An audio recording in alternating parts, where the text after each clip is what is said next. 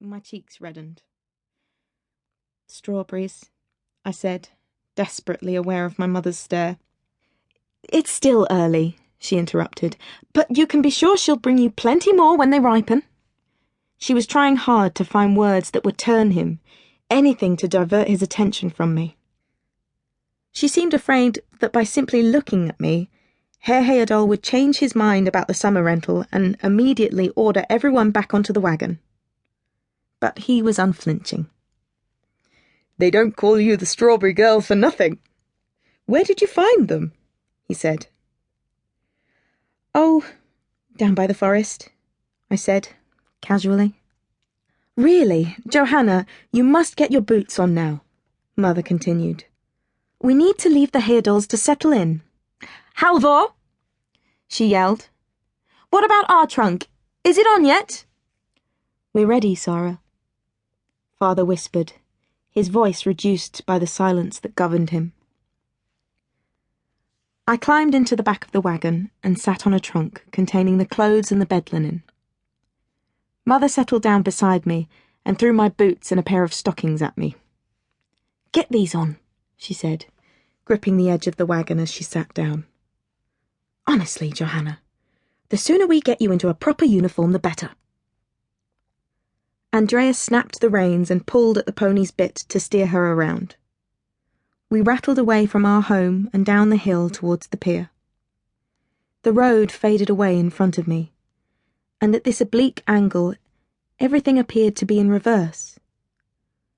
Not just the familiar white timber cottages and the lilac draping over the fences, but me. My life was in reverse. For many months I had tried to disassociate myself from the painting, for the innocence and expectation of it were heavy burdens to bear. But now I sorely needed it. I needed its freedom. As the Strawberry Girl, I was free to dance with nature, to ramble and run, untethered by the bindings that fixed others to their post.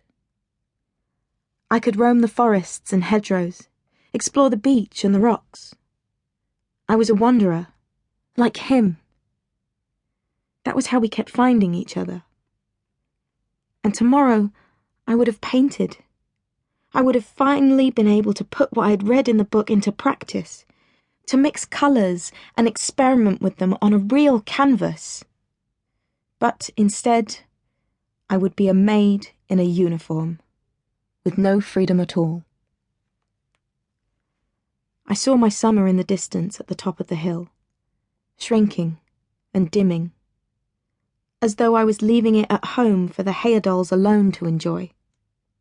This season was mine.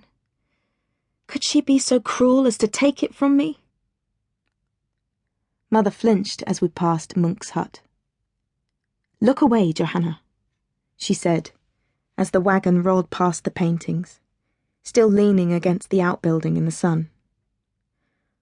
"They're only paintings," I said. "What harm could they do?" "Johanne Lien!" I might as well have taken the Lord's name in vain. "I don't want you seeing it," she said, twisting in her seat. "The medical doctors in Christiania say those paintings can cause illnesses. I don't want you looking at that kind of filth." "At least you won't have to be exposed to all of that this summer," she said, dropping her hand from her face. "The Ihlens are a very respectable family, and you'll be surrounded by ladies. They have 3 daughters, and they wear the finest clothes in all of Christiania. Fru Berg does their laundry." "So what do they need me for?" I said. "Oh, Johanna, you have a lot to learn," she said.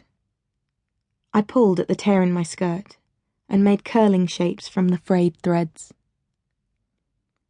The air was downy and warm when we reached the back of the fishermen's huts.